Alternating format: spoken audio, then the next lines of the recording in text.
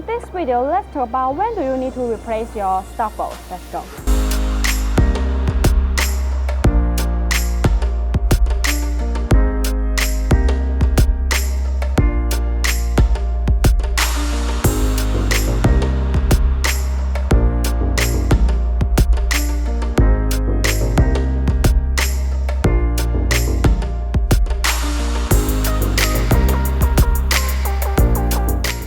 If we are going to install the 10mm wheel spacers, the stock bolt cannot be installed in the same location.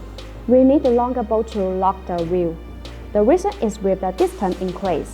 The stock wheel bolts are unable to bite into the thread of the brake rotor head to reach the standard number of turns after installation.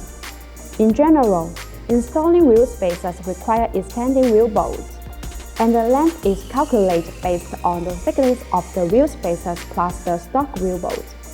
The spacers is 10mm. The G30 stock bolt is 27mm, so we need the 37mm extended wheel bolt. The matching bonus forged grade 12.9 SCM 440 steel bolt with different contact surface washer to match the wheel perfectly, and removable washers to provide more security to the wheel bolt and unit, and eliminate the possible of wheel bolt loosening.